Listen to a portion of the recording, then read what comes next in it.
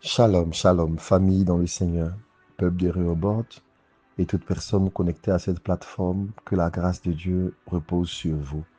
Ma prière pour vous, ma prière pour moi ce matin, c'est que la parole de l'Éternel nous soit communiquée, que nous puissions la recevoir et qu'elle porte le fruit dans notre vie, un fruit abondant, un fruit qui se prolonge. Nous sommes le lundi 26 mai 2025. Je suis Dr Franck Adé, j'ai le privilège de nous apporter l'exhortation du jour. Le thème de ce mois, dans le cadre de notre plateforme dédiée donc à partager la parole du Seigneur, c'est les choix de destinée. Cette semaine, nous ouvrons un chapitre particulier qui parle des projets de vie. Le thème du jour, c'est calculer d'abord. Il est basé sur un passage de la Bible que nous trouvons en Luc 14, 28 qui dit ceci: car lequel de vous, s'il veut bâtir une tour, ne s'assied d'abord pour calculer la dépense et voir s'il a de quoi la terminer. Parole du Seigneur. C'est le Seigneur qui enseignait son auditoire sur l'implication que nous avons besoin d'avoir dans les choses que nous faisons pour lui.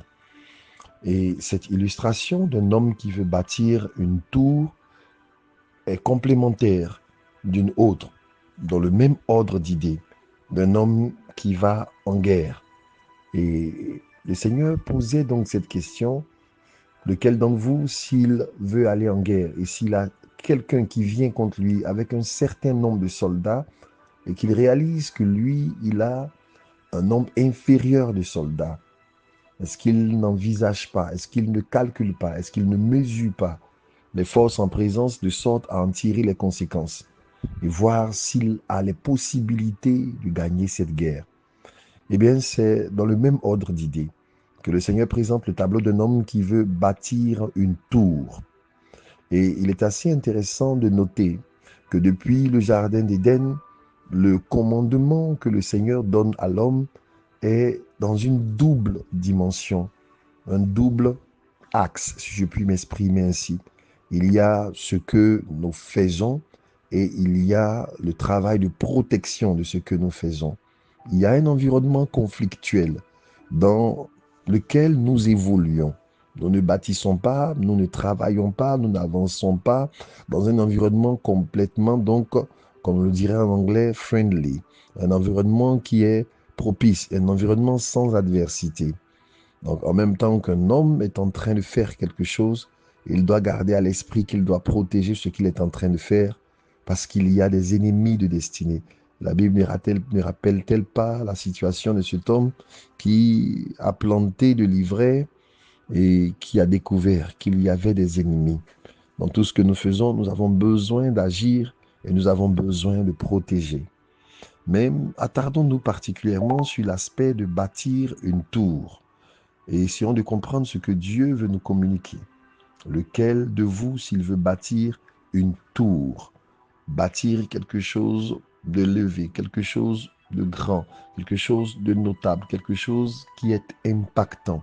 Il dit, est-ce qu'il ne s'assied pas d'abord pour calculer la dépense et voir s'il a de quoi la terminer? Commençons par la fin pour indiquer que c'est à la fin que l'athlète est couronné. C'est à la fin de la course. C'est lorsque nous serons dans la présence du Maître que nous pourrons apprécier la valeur de ce que nous avons fait. Cette vie, ce travail s'apprécie à la fin. C'est d'abord le fait de terminer. Le tout n'est pas de commencer, mais il faut pouvoir terminer. La première leçon que le Seigneur donne au travers de ce passage, c'est la nécessité d'achever. Paul ne disait-il pas: j'ai achevé la course, j'ai combattu le bon combat, j'ai gardé la foi. Désormais, la couronne m'est réservée à partir du moment où, premièrement, j'ai achevé, deuxièmement, j'ai gardé la foi, troisièmement, j'ai combattu le bon combat. Mais attardons-nous un peu sur le fait d'achever, de pouvoir terminer. Vous savez, il y a dans cette vie beaucoup de personnes qui entament des choses qu'elles ne finissent jamais. Cela peut être une faiblesse de caractère, mais il y a quelquefois une puissante orchestration démoniaque derrière cette incapacité à achever, ce que l'on a souvent appelé l'esprit de non-accomplissement. Quelqu'un qui initie un projet et qui ne le termine pas. Quelqu'un qui prend une résolution et qui n'y va pas, qui ne va pas jusqu'au bout de cette résolution. Quelqu'un qui commence à faire quelque chose. Je vais cette année commencer à annoncer l'évangile autour de moi selon la résolution que le Seigneur a mise en mon cœur. Et ensuite, on s'arrête en chemin. J'ai eu à la pensée, j'ai eu à cœur de pouvoir mettre un projet en place, une activité. Et ensuite, à la moindre difficulté, on s'arrête en chemin. Il y a tant et tant de choses que nous avons initiées sans pouvoir achever. Et comme je le disais tantôt, c'est une faiblesse de caractère, quelquefois, de la paresse, de la négligence ou un défaut de planification. C'est le propre de tous ceux qui commencent quelque chose avec l'enthousiasme. Vous savez, il y a un enthousiasme pour tout ce qui commence. L'enthousiasme, c'est l'euphorie de voir quelque chose commencer. L'euphorie du début. Il y a une euphorie dans tout ce qui commence. Dans une église qui commence, dans une activité qui commence, dans un foyer qui commence, il y a un enthousiasme, il y a une euphorie. Mais vous ne pouvez pas achever si vous vous appuyez simplement sur l'euphorie, sur l'enthousiasme. Parce que le propre de l'euphorie et de l'enthousiasme, c'est de s'estomper lorsque la réalité nous frappe de plein fouet. Que ce soit la réalité dans le mariage, la réalité dans la difficulté à servir le Seigneur, la réalité dans la complication qu'il peut y avoir à échanger, à travailler, à trouver des partenaires, à communiquer, l'enthousiasme peut tarir et on peut s'arrêter. Le Seigneur nous fait comprendre qu'il faut absolument être dans l'idée d'achever. C'est à la fin qu'il y a la récompense. C'est à la fin qu'il y a les félicitations. C'est à la fin qu'il y a le prix. Et il nous donne les clés pour pouvoir donc aller jusqu'à la fin. Il dit, si nous voulons bâtir, la première chose qu'il faut faire, c'est d'abord de s'asseoir. Que signifie s'asseoir? Cela peut être contradictoire par rapport à l'idée qu'il faut s'activer, qu'il faut aller rapidement, qu'il n'y a pas de temps à perdre. Mais en réalité, il y a un proverbe commun que l'on indique, celui qui veut aller loin menace sa monture. Il peut trouver à s'appliquer ici. S'asseoir, c'est prendre le temps justement devant Dieu, de recevoir pleinement les instructions. Et vous savez, Dieu a de l'empressement, mais Dieu n'est pas pressé. Lorsque Dieu fait monter Moïse dans sa présence, il lui faut 40 jours et 40 nuits pour lui communiquer sa pensée, pour lui montrer certaines choses. S'asseoir peut sembler être quelque chose qui nous fait perdre du temps, mais on ne perd jamais le temps à s'asseoir dans la présence de Dieu. Souvenons-nous de l'histoire de Élie, que Akab avait précédé, devancé avec ses chariots, pendant que Élie était dans la présence de Dieu. Mais lorsqu'il est sorti de cette présence de Dieu, revêtu de force, un homme a couru plus vite que des chars et des chevaux, et il a devancé Élie, le roi Akab, qui avait commencé à aller au-devant de lui. Ce n'est jamais du temps perdu, le temps que nous consacrons à nous asseoir dans la présence de Dieu. Quelqu'un peut penser qu'il a tellement de choses à faire qu'il est préférable pour lui de commencer rapidement de la journée en expédiant vite fait une prière. Et il réalisera que cette journée a été gaspillée. Tout ce qu'il pensait pouvoir rattraper en temps, il a perdu. La Bible déclare que Dieu nous donne la grâce de racheter le temps, de racheter les années, remplacer ces années.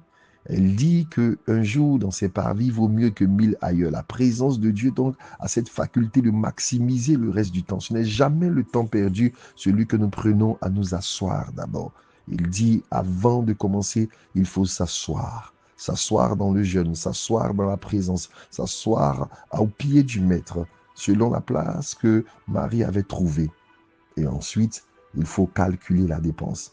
Lorsque nous lisons ces paraboles, nous pouvons avoir l'impression que cela signifie que la guerre, pour la première que nous avons mentionnée, ou le fait de construire dépend de nos ressources et qu'il faut estimer les ressources que nous avons et que ce sont nos ressources qui pourront ou pas accomplir le projet.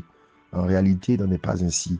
Cela n'occupe pas notre rôle, mais cela ne veut pas dire non plus que les ressources viennent de nous. Dieu n'est pas en train de dire que nous mènerons cette guerre avec nos forces. Dieu n'est pas en train de dire que nous finirons la tour avec nos moyens, parce que Dieu, qui est l'auteur de la vision, est celui aussi qui a la provision.